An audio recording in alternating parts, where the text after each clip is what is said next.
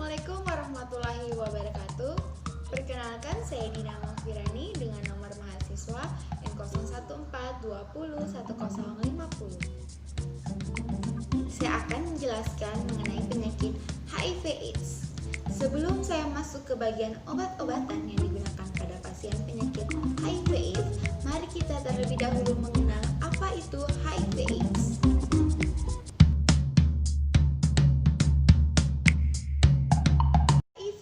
Atau Human Immunodeficiency Virus adalah sebuah virus yang menyebabkan penyakit AIDS. Virus HIV ini dapat menyebabkan penurunan sistem kekebalan tubuh sehingga menyebabkan penyakit AIDS. Namun, seseorang yang menderita penyakit AIDS tidak akan langsung menunjukkan tanda dan gejala ketika awal terinfeksi virus HIV. Butuh beberapa waktu hingga beberapa tahun untuk menunjukkan gejala ataupun menunjukkan bahwa pasien ini terbukti menderita penyakit AIDS. Nah, mari kita mengetahui apa saja ciri-ciri pasien atau tanda dan gejala pasien yang menderita penyakit AIDS.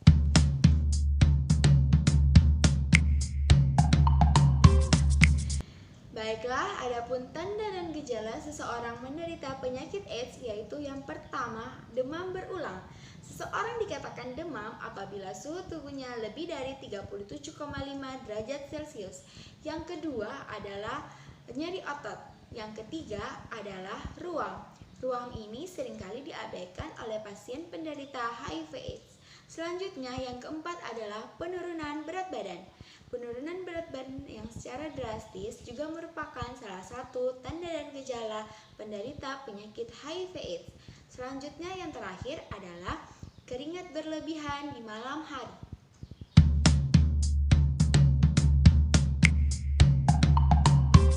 Lantas, bagaimana cara penularan virus HIV/AIDS?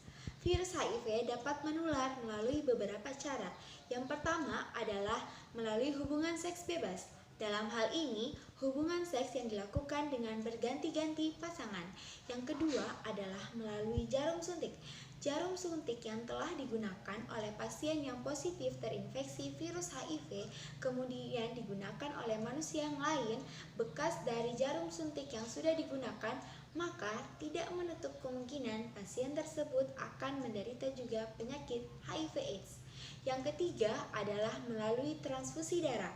Transfusi darah juga dapat menjadi salah satu media penularan virus HIV. Yang keempat adalah melalui ibu hamil. Ibu hamil dapat menularkan virus HIV kepada janin atau bayi yang ada di dalam kandungannya.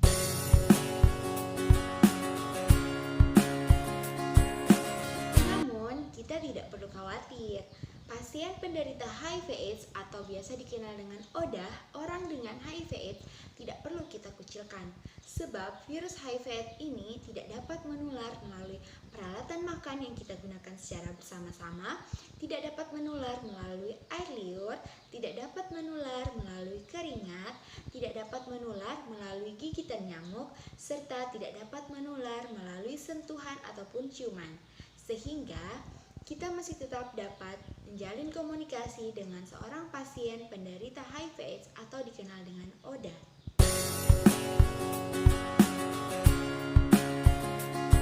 Untuk pengobatan atau terapi farmakologi dari HIV/AIDS sendiri, ini menggunakan terapi antiretroviral atau ARV.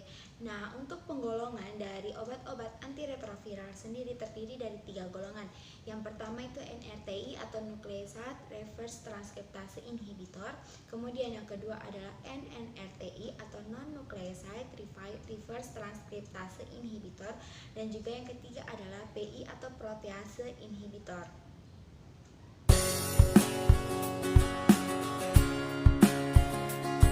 Untuk contoh-contoh obat golongan NRTI, yang pertama itu ada Zidofudin, Didanosin, Stafudin, Lamifudin, Abacavir, dan Tenofovir. Sementara contoh obat golongan NNRTI yaitu ada Nevirapin, Delafirdin, dan Efavirenz. Selanjutnya untuk contoh obat golongan PI atau protease inhibitor ada Sequinavir, Ritonavir, dan beberapa contoh obat lainnya.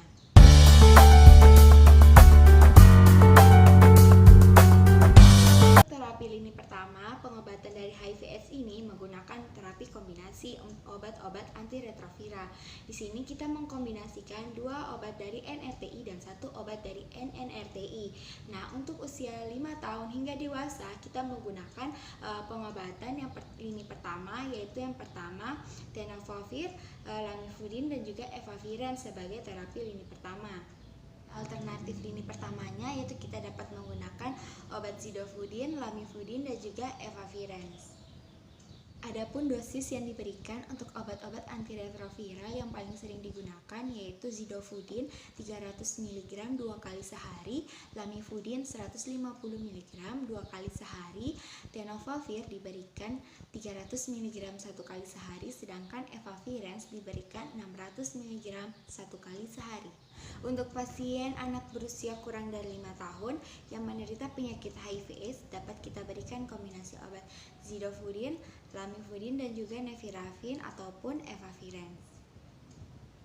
Untuk obat-obatan lini kedua pada pasien anak kurang dari 5 tahun kita bisa menggunakan kombinasi obat abacavir, lamivudin, dan juga squinavir atau liquinavir.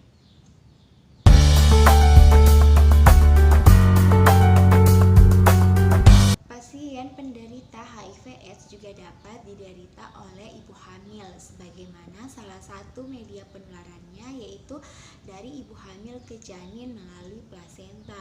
Nah, untuk ibu hamil yang menderita penyakit HIV/AIDS dapat diberikan terapi kombinasi 3 obat antiretroviral seperti pada pasien-pasien yang lain. Nah, namun di sini ada perbedaan obat yang digunakan. Untuk ibu hamil lini pertama yang diberikan adalah tenofovir, lamivudin, dan efavirenz. Sementara terapi alternatifnya yaitu dapat diberikan zidofudin, lamivudin, dan juga efavirenz.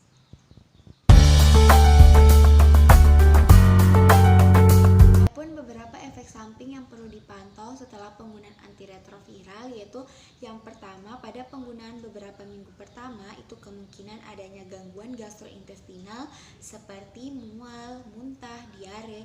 Yang kedua yaitu adanya ruam pada kulit dan juga adanya toksisitas pada hati. Selanjutnya untuk penggunaan 4 minggu dan selebihnya itu kemungkinan adanya supresi sumsum tulang yang diinduksi oleh obat yang juga dapat menyebabkan terjadinya anemia atau kondisi kekurangan Hb ataupun beberapa pemeriksaan hematologi lainnya yang abnormal.